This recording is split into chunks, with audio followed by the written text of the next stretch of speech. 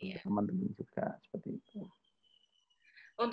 Untuk tadi Pak bicara tentang data, ketika pada saat di awal akan implementasi aplikasi itu kan data masih aplikasi datanya masih kosong ya Pak ya. Ya. Sering ada kekhawatiran gitu. Wah Mbak ini berarti kami harus nginputin lagi Mbak dari satu-satu gitu. Padahal itu sudah data mundur berapa semester yang lalu gitu Pak. Karena nah itu proses konversi sendiri Pak Nanang seperti apa Ya. Pak kalau di kita selama ini? Ya, bagi ya ini kan kalau yang sudah jadi pelanggan kita pasti sudah paham ya, sudah tahu prosedur metodologi yang kita lakukan, yaitu dengan dua source istilahnya. Ada yang sifatnya ya tentu kalau saya balik lagi tadi pertanyaan harus input lagi ya tentu enggak gitu. Tentu tidak. Ketika berlangganan di e-kampus pasti kita sudah siapkan mekanisme untuk migrasi data. Karena kalau harus input lagi yo pamit saja kan kayak gitu. Nyun sewu saya nggak usah Meskipun pernah pakai juga ya Pak e-kampus. ya kita Pak. Oh iya Pernah, pernah kita pernah dulu itu kan. membantu ya, kita pernah membantu. Ya, itu di Dan awal-awal. kirim. Masa kita nggak belajar dari pengalaman ya nggak mungkin lah. Oke. Gitu. Nah, mekanismenya dua karena source data yang paling di istilahnya harusnya ya. Saya bicara harusnya diimani oleh semua kampus adalah kaitannya dengan data-data dalam format forlap yang disetor lah ke PDDikti lewat feeder atau ini kan ada standarnya tuh data mahasiswa, data dosen dan mata kuliah dan sebagainya, baik data master maupun yang transaksional. Jadi kita berangkat dari situ gitu. Jadi data yang dari forlapnya si kampus kita bisa sedot, kita mintakan akunnya atau pihak kampus yang mendownloadkan, kemudian berikan ke tim, nanti tim yang melakukan konversi ke aplikasi. Jadi kita juga di situ ya ibaratnya kita tutup mata, nggak mungkin lah kurang kerjaan tim kita kalau memanipulasi data gitu. Wong ketika ngelihat datanya saja penuh gitu ya rapat ibaratnya nggak ada yang bolong-bolong itu sudah bahagianya luar biasa. Karena rata-rata juga pada bolong-bolong gitu. Nah, kadang kita yang bolong-bolong itu yang kita verifikasi. Pak, ini data ini kok nggak ada namanya ya? Mahasiswanya nggak ada namanya. Wah, saya nggak ngerti ya. Ini kejadian gitu. Iya. Ya akhirnya kan nggak ada yang bisa memutuskan gitu. Ya sudah Pak, ini namanya kita pakai NIM sementara karena di database kita nggak mungkin data itu nol Iya. atau data itu kosong. Paling negosiasi kayak gitu dan itu pasti dikomunikasikan. Iya. Dan ketika data itu rapat semua tadi ya penuh datanya, harusnya deployment sistem kita itu nggak lebih dari 1 minggu. Bahkan satuannya bisa hari saja untuk bisa mendeploy satu solusi dan datanya itu sudah ready. Nah, itu sumber data yang pertama. Sumber data yang kedua tentunya adalah data yang non-forlap, yang formatnya juga bisa jadi berbeda. Legacy system mereka dikembangkan oleh konsultan yang lain, atau mereka selama ini pakai development system sendiri, atau pakai Excel. Nah, ini nanti memang ya perlu dilakukan konsolidasi dengan si pengembang sebelumnya. Tapi tim e-kampus sudah punya template gitu. Jadi kita sudah siapin template tuh, Mbak. Rangkanya sudah ada Pak ya. Ya kerangkanya. Kelontongannya ono lah iki wadahe wis ono iki, Pak. Bapak tinggal nanti kita sepakat sing tas iki diisi iki, lemari iki diisi iki sehingga nanti kita tinggal pakai belum tinggal kita validasi. Kita sudah seperti itu, jadi bukan manusia yang input itu, artinya sudah konversi, tapi format template-nya sudah disiapin. Nah kalau source datanya itu dari legacy system, ya paling nanti kita minta ada yang mendeskripsikan itu gitu. Karena kan bank punya definisi yang sendiri-sendiri ya, tergantung ya. Ya sekedar cerita saja, ada juga pengembang yang saking paranoidnya dia dicolong datanya sama atau dicolong pengetahuannya atas itu ya sampai kolom itu dikode 001, 003. Oh serius, ada itu di kementerian dulu. Oh. Aku nggak sebut kementerian, di kementerian. Itu kan payah banget itu. Ya aku karena tahu tak ceritain supaya teman-teman itu pada ngerti juga yang dengerin ini. Itu kementerian, ada yang dikode sampai mapping kodenya itu ditempel di tembok. Saking bapak itu juga jeng sama di vendornya. Karena kalau mau lihat tabel mahasiswa misal, tahu no jeneng mahasiswa, tabel mahasiswa di mapping dengan 03, 03, 05. Wah, luar biasa. Panjang sekali. Belum kita bicara field-nya. Nanti 03, 03, 05, 01. Itu field apa? ID. 02 belakangnya nanti nama. 03 tempat tanggal lahir. Itu ada map. Apa sih ngerasa stres? Stres banget itu. Nah, tapi itu memang menjaga ya cara orang menjaga kekayaan intelektualnya itu kan beda-beda ya. Tapi hari ini sebenarnya semakin ke depan ini banyak prediksiku sih yang namanya sistem harusnya sudah sangat murah. Bahkan nggak bayar. Suatu saat saya berpikiran seperti itu. Yang bayar adalah servicesnya. Contoh kayak e-kampus. Sebenarnya yang sekarang ini masih di-charging ke mahasiswa itu servicesnya, Mbak. Wong soskot kita sudah dari 2003 kita develop. 2003. Soskot sudah ada. Ya di custom, di alih teknologi selalu ya tiap tahun ya. Dulu pakai PHP 4, 3, 4, sekarang sudah 5 ke atas, ada yang sudah 7. Nah, ini juga 7 Mas kira. Nah, ini kita terus kembangkan gitu. Jadi kalau misal ada sumber data yang sifatnya close ya mohon maaf itu pasti akan memakan waktu yang lebih panjang lagi untuk melakukan konversi seperti itu. Dan kaitannya dengan data, tim kita juga jujur ya kita nggak bertanggung jawab terhadap kebenaran gitu. Maksudnya ya kita kan sudah siapin kelontongannya tadi. Dari kelontongan itu sudah termapping di database kita. Insya Allah pasti nggak salah gitu.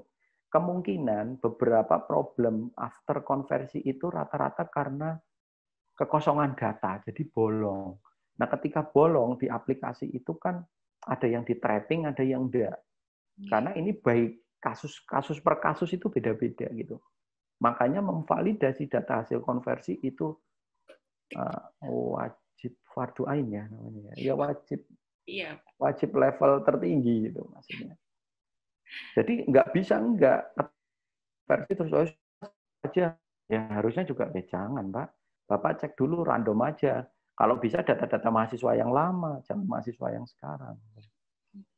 Karena ini sebagai informasi saja, Mbak. Ini sekaligus supaya para pendengar ini, Sobat e-Kampus ataupun mitra-mitra kita itu kampus juga mendengarkan bahwa sebenarnya hari ini juga kita di e-Kampus juga sebenarnya ingin memunculkan satu benefit baru di portal mahasiswa maupun di back-end-nya untuk e-akademik kaitannya dengan data-data analitik gitu. Salah satunya yang lagi digarap adalah tentang prediksi untuk lulus tepat waktu atau tidak. Karena ini sangat mempengaruhi performa atau nilai standar mutu dari perguruan tinggi. Karena sekarang karena ada rasionya ada. Itu ya, Pak ya. Kenapa? Efek dari yang kebijakan PIN itu ya, Pak ya. Sudah ada penomoran ijazah nasional itu kan kalau misalkan lebih lama nggak bisa dapat PIN itu kan, Pak. Oh iya. Ya, itu lebih dari berapa semester ya? 8, 10, apa 12? Kalau untuk magister itu 8 maksimal, Pak. Oh, maksimal. Itu S1? Itu magister. Kalau yang S1 tambah 2 tahun kali ya? Iya. Berarti 10 atau 12 semester kalau S1. Iya, karena gini, ya ini kan bagian dari kita itu bukan, apa ya, kalau aku memang bahasanya agak-agak nyelkit gitu. Kalau istilahnya, kenal Pak Romi nggak? Itu guru saya lah, guru online. Saya sering mendengarkan, ya apa namanya, kalau saya mengistilahkan ceramah-ceramah beliau di ceramah IT maksudnya. Oh iya. Cerita tentang apa namanya data mining seperti itu. Artinya ya kalau hanya sistem yang sifatnya CRUD saja, create, read, update, delete gitu, ya itu beliau nyebutnya stupid app gitu. Oh, ini stupid app ini, cuma create, read, update, delete iki opo gitu. Nah, kampus itu tidak, kampus itu sudah ya ini nanti tinggal menunggu jam tayangnya saja. Ketika pelanggan kita akan diservis mahasiswanya itu dengan notifikasi. Ya itu sudah pakai prediction, sudah pakai algoritma data mining ya, algoritma yang pengolahan data lah intinya kayak gitu aja. Karena kampus yang sudah datanya bagus itu kita bisa memprediksi. Mbak Ajeng baru masuk, baru semester 1 keluar IPS-nya, IPS sementaranya semester 1, langsung dapat itu notifikasi. Oh, Anda masih masuk kategori mahasiswi yang lulus tepat waktu. Wah, kan bahagia toh. Wah, asik. Semester 2 muncul IPS-nya turun misal. Atau mulai ya, masuk organisasi gitu terjadi. Iya, agak turun terus jadi. Gitu, ada hubungannya sih, Pak. Oh, tapi itu Mbak, itu menariknya itu sudah ada penelitiannya bahwa tren IPS, jenis kelamin, status menikah atau belum, terus umur itu mempengaruhi mahasiswa akan lulus tepat waktu atau tidak. Itu ada penelitiannya. Nah, dari algoritma itu kita buat prediction analitiknya. Sehingga itu yang akan menghasilkan sebuah notifikasi ke mahasiswa dari semester 1. Jadi dia nggak santai-santai. Ketika buka portalnya atau M-Kampus nanti langsung, tung, ini udah semester 2 misal. Wih, kemarin aku masuk golongan lulus tepat waktu karena IPS-ku turun misal. Wih, aku masuk ke golongan yang lulus tidak tepat waktu. Seperti itu. Iya. Ya ini kan prediksi yang based on data. Itu bisa dilakukan. Dan banyak hal-hal prediktif lain yang akan kita coba munculkan di solusi-solusi e-kampus. Ini masih dalam terus berinovasi tim ya, Pak, ya. Ini di tim riset kita. Tunggu saja nanti. Coming soon lah, itu akan kita munculkan. Supaya pelanggan-pelanggan kita itu makin cinta sama e-kampus. Karena kita cinta juga sama pelanggan kita ya, Pak. Iya, cintalah. Ada yang sampai timur jam 5 sudah kontak jam 7 padahal. Lupa ada zona waktu WIT. Iya, waktu timur di jam 5 ini. Ya, gitu Mbak Ajeng. Itu tadi ini spoiler aja. Ya, iya Pak. Siap. Pak Nanang, kemudian terkait untuk data sendiri Pak, untuk kampus yang ya ketika masa pandemi ini misalkan ada hal yang kemudian menyebabkan tidak bisa berlanjut untuk berlangganan lagi Pak Nanang. Padahal ya terutama kan kondisi pandemi saat ini tuh kayaknya semua sektor juga berpengaruh, kena pengaruh ya Pak ya, kampus-kampus juga. Itu data yang sudah berjalan lama, itu nanti ketika misalkan di tengah jalan tidak bisa berlanjut lagi untuk bekerja sama dengan kita, Pak Nanang, itu nanti apa kabar itu Pak dengan datanya mereka, Pak? Ya. Wajar lah kalau khawatir kan Pak, wah nanti ini jangan-jangan karena aku nggak berpajak, terus nanti karena kan kalau untuk yang e-kampus cloud kan aplikasinya kan mereka ini ya Pak ya, servernya kan nyewa kan, di server kita. Ya ini lah kalau saya suatu saat jadi rektor juga masih ada kekhawatiran seperti itu. Terus layak jadi rektor urung putih masalahnya putih loh. Tapi milenial juga udah banyak loh di wilayah sini. Iya Pak. Pasti sudah memikirkan hal-hal yang tadi ditanyakan oleh Mbak Ajeng gitu, kaitannya dengan data gitu. Pastilah di semua layanan SaaS itu pasti masalah privasi dan masalah kolektivitas data itu dijamin gitu.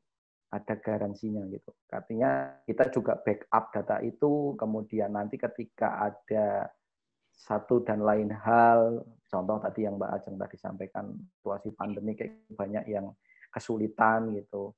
Itu juga ya kita akan tawarkan gitu. Ketika akan berhenti langganan, pasti nanti akan kita coba ekspor, kita keluarkan datanya dalam bentuk sesuai dengan format data format, misal data mastering mahasiswa, data transaksi nilai, dan sebagainya. Yang bukan dalam bentuk dam-daman database ya. Ini kalau teknis loh. Karena kalau dam database itu ya tinggal cerut itu langsung jadi gitu. Tapi tidak seperti itu karena itu tidak readable tidak gampang dibaca oleh ya non teknis. Teman-teman yang bukan engineering itu akan dibaca. Makanya kita buat dalam format layout CSV atau Excel yang mudah dibaca. Ya, format Excel CSV lah itu yang paling umum Dan itu juga kemarin ada satu apa ya yang dari Jogja karena kemudian mendevelop sistem sendiri yang sebelumnya berlangganan, kita fasilitasi seperti itu. Jadi pasti kita berikan datanya, nggak mungkin enggak gitu, karena ya itu sudah menjadi bagian dari services yang ada di kontraktual kita dengan pelanggan-pelanggan e-kampus. Seperti itu, Mbak. Tadi Pak Nanang tadi sampaikan untuk keamanan data itu kita berkomitmen ya Pak ya untuk menjaga hal itu. Kemarin tuh saya juga sempat ada baca berita Pak, UI yang Fakultas Ilmu Komputernya itu tuh juga ternyata sempat ada laporan kalau ada kebocoran data itu Pak.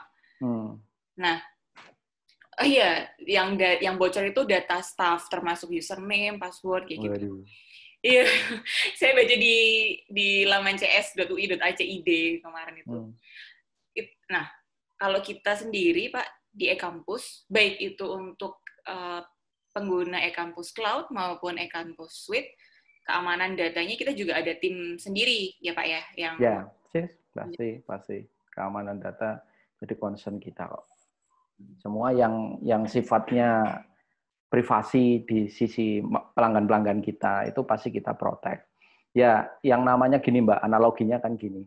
Ya kayak film-film India itu ya, pasti penjahat itu satu langkah lebih maju dibandingkan keamanan gitu, ke polisi gitu. Kadang polisi tekannya carry kan gitu. Ya, kalau di film kan kayak gitu. Wis rampung polisinya kan teko. Ya tapi ini sebenarnya ilustrasi kayak gini saja. Penjahat itu pasti selalu pengaman itu selalu selangkah di belakang mengikuti. Tapi hari ini sebenarnya dengan kecanggihan tools dan sebagainya kita bisa mendeteksi adanya data-data yang anomali, mendeteksi adanya akses anomali, itu diidentifikasi adanya potensi intruder di situ. Nah, ini kita juga sudah pasang di beberapa server kita, ada gateway yang memang diarahkan untuk ya tadi memproteksi potensi-potensi seperti itu. Preventif lah. Jadi tindakan preventif itu sudah gitu. Tapi sebenarnya yang tidak bisa dihindari Mbak Ajeng, hal-hal yang kayak gini sebenarnya kaitannya dengan social hacking malah ya. Kalau bahasa ininya ginilah. Yang paling human-nya. Jadi orang kadang juga lupa. Ini contoh yang terakhir sempat itu juga terjadi. Aku udah agak lupa kapan. Tapi yang aku masih ingat itu ya, misal mahasiswanya itu ditipu sama orang lain gitu. Jadi ada sekarang penipuan mode-mode kayak gitu kan banyak, di telepon, Anda dapat beasiswa, tapi untuk mencairkan beasiswa silahkan. Itu kan sudah nggak logis sebenarnya. Ya nggak logis bahwa mosok aku orang untuk beasiswa konseptor, ya mending aku ora. Ini kalau yang pikiran lagi normal kayak gini ya kayak gitu. Tapi kalau yang udah kalut kan saking senangnya, oh yuk dapat beasiswa, oke lah nggak apa-apa, cuma segitu gitu. Padahal beasiswanya bilangnya lebih tinggi yang didapat gitu ya Pak ya. Persis. Beasiswa anak ibu nanti sampai selesai yang senilai 100 juta, ibu cukup transfer 5 juta saja. Wah, 5/100 hanya 5%, oke saja. Deposito juga 8% kan. Ya maksudnya mereka jadinya inilah tidak rasional pikirannya. Nah kemudian yang paling gampang nyala ke aplikasi ini. Oh jangan-jangan dibocorkan nih sama atau dijual data kita. Ya dibuktikan, jangan cuma nuduh dong. Kalau memang bisa membuktikan bahwa teman-teman atau kita secara ini membocorkan itu, buktikan saja gitu. Karena kita yakin bahwa kita sudah protect itu secara sistem dan juga kita nggak punya gitu loh. Kita juga terikat semua NDA. Karyawan e-kampus kita ikat NDA semua gitu. Artinya kalau ada ini ya kita tindak gitu. Dan itu insya Allah sih enggak lah. Nggak ada kalau dari internal. Tapi ya tadi kecerobohan terkadang slip apa itu yang habis registrasi orang diopeni. Taruh sembarangan. Taruh sembarangan, nanti jadi bungkus kacang godok di mana tiba-tiba ya bungkus tempe misalnya sudah itu. Dokumen rahasia, kertas dokumen rahasia banyak kan itu meme-meme yang ada di Facebook, di sosial media lah, IG seperti itu juga banyak. Nah itu yang harus ini sebenarnya juga bicara IT itu nggak hanya urusan teknologi, Mbak, urusan mindset, urusan ya literaturnya gitu. Jadi kalau di CFDS itu sendiri itu UGM kan punya pusat studi yang literasi digital. Jadi mengedukasi masyarakat tentang pentingnya ya kayak tadilah menjaga data-data rahasia secara pribadi, kemudian juga ya openan lah taruh informasi yang kemudian sifatnya membahayakan diri sendiri gitu. Dan yang kedua adalah potensi dari dalam sendiri. Ya mohon maaf karena kita pernah menemukan vandalisme istilahnya. Orang login dengan akun dia ngerusak gitu. Ngerusak, mengelola, ya itu kan nggak bisa. Kita tapi bisa buktikan. Secara sistem kan ada lognya itu. Ya. Oh si dosen misal atau si mahasiswa ini melebu nganggo akunnya dia, terus dia ngobok-ngobok. Apa itu masih mungkin? Ya masih mungkin. Yang namanya sistem kalau dia di-granted untuk masuk, kemudian dia memasangkan ya ini tetap kita protek. Yang seperti itu sudah ketemu celahnya dan sudah kita tambal. Itu pernah kejadian dan sudah vandalisme yang model kayak gitu harusnya sudah tidak terjadi. Karena dulu kita jujur saja dulu waktu mungkin 5 tahunan yang lalu ya, kita itu belum antisipasi yang kayak gitu. Tapi setelah ada kejadian, ternyata wong jero ya ono sing nakal pikirnya maksudnya. Tak pikir dulu hanya eksternal intruder ya, ternyata musuh dalam selimut juga ada itu. Cari kemudian ngorek data. Ya situlah dunia gitu. Tapi itu insya Allah itu sudah yang sifatnya vandalisme sudah tidak bisa, ya sudah insya Allah sudah tidak terjadi. Tapi yang sifatnya tadi intruder eksternal itu ya terus kita monitor gitu. Karena yang namanya sistem itu tidak ada yang 100% aman. Dan perlu dicatat, keamanan itu selalu berbanding terbalik dengan kenyamanan. Nanti kalau sudah dibikin sangat aman, orang pasti pada teriak, wah itu repot, ngapal ke PIN, ngapal ke iki, ngapal ke iki. Gelem ora. Nah, ini juga harus dijadikan pembelajaran. Gitu, Mbak. Kalau ini Pak administrator, admin, itu tuh kalau di e-kampus, di aplikasi e-kampus, itu apakah bisa mengakses semua modul, Pak Nanang? Kalau memang dia administrasi kampusnya atau admin sistemnya, maksudnya agak beda gini. Super admin, Pak. Super admin, ya. Kalau bicara super admin ini setiap modul ini kan punya admin ya, modul akademik itu ada adminnya, yang itu memang peruntukannya biasanya itu buat pengelola IT yang ada di kampus, karena nanti untuk mengatur granted data, granted menu, untuk user-user yang memang terus tumbuh karena organisasi kan terus bergerak seperti itu. Ada yang mungkin pindah unit, itu kan harus dinonaktifkan oleh siapa ya, administrator tadi. Artinya admin pasti punya hak akses secara overall di satu modul aplikasi. Tapi admin yang bisa mengakses ke semua modul yang ada di kampus itu memang ya saat ini manajemen usernya masih baik per modul. Tapi ada memang yang di suite tapi ya di cloud itu belum kita terapkan karena itu membutuhkan environment tambahan, membutuhkan server tambahan, membutuhkan. Untuk yang di suite bisa gitu ya Pak ya. Tapi suite sudah bisa, suite ada karena suite kan infrastrukturnya pakai punya klien yang kadang sudah overkill gitu, maksudnya servernya sudah keduburan gitu. Karena mungkin pas awal beli persiapannya memang untuk jangka panjang ya Pak. Ya, persis. Ya, kalau yang mau on premise itu jangan nanggung sebenarnya. Selalu kita propose yang ya tadi bahasaku overkill ya, supaya itu bisa antisipasinya agak panjang. Nah, kalau yang overkill itu nanti bisa dipasangi SSO namanya, single sign on, supaya ada satu user yang itu login satu diautentikasi sama SSO-nya, biasanya pakai LDAP atau apa itu nanti bisa otomatis dia sudah didirect ke loginnya untuk aplikasi yang lain, modul yang lain. Jadi di pelanggan yang suite sudah. Untuk SSO itu berarti memang butuh environment terpisah ya Pak ya dari aplikasi terpisah. Ya. Kalau di cloud itu ya bisa, tapi itu nanti harus ada tambahan infrastruktur lagi. Iya. Ya, dan itu custom kan jadi sifatnya. Ya nanti Sunanalyzer kita pasti akan mengarah semua ke sana, tapi kita nunggu kesiapannya saja. Ya kalau ada yang pengen segera gitu ya kalau saya bahasanya sederhana saja ya. Jer basuki mau bio. Aduh, pakai Tahu nggak? bahasa Jawa nih, Pak. Ya maksudnya, ya kalau Selamat sih. artinya yang mau mendapatkan sesuatu layanan yang berbeda dan itu sifatnya adalah memang customize gitu, ya pasti akan ada effort tambahan dan charging tambahan itu saja.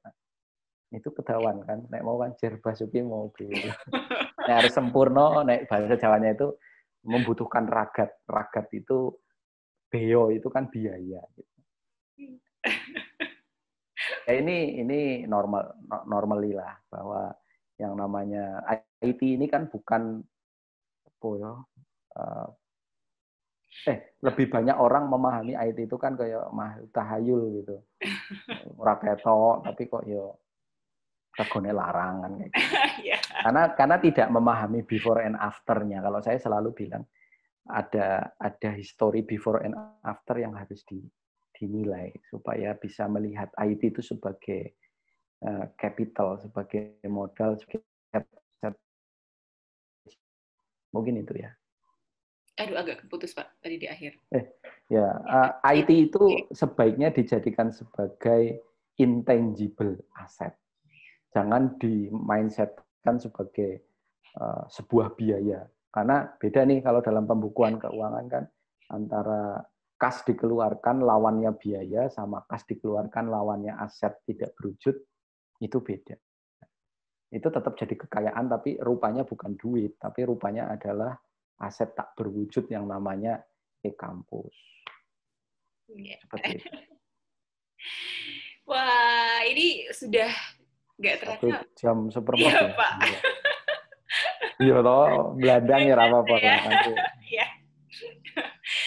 Dan ini meskipun sudah berjalan lama, tapi saya jadi ketagihan, besok harus dilanjutkan ini, Pak. Oke. Siap. Bagus kalau sudah ketagihan.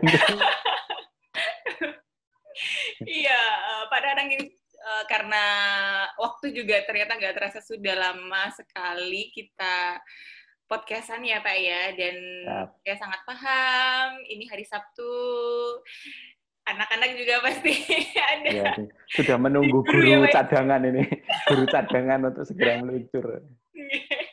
Terima kasih banyak Pak Nana. Sama-sama Mbak Bersedia untuk diminta waktunya. Ini putra-putranya Pak Nanang, maaf ya, Bapak dipinjam waktunya harus temenin kita dulu semua di sini. Terima kasih Pak Nanang. Kita cukupkan sekian untuk podcast hari ini. Buat Sobat E-Kampus, jangan lupa teman-teman bisa tonton podcastnya di YouTube E-Kampus Official. Dan kalau misalkan nggak pengen kuotanya cepat habis karena nonton YouTube, bisa didengerin di Spotify. Oke. E-Kampus Official. Gitu. Terima kasih Pak Nana. Sama-sama Mbak Ajan. Sehat-sehat. Salam warahmatullahi wabarakatuh.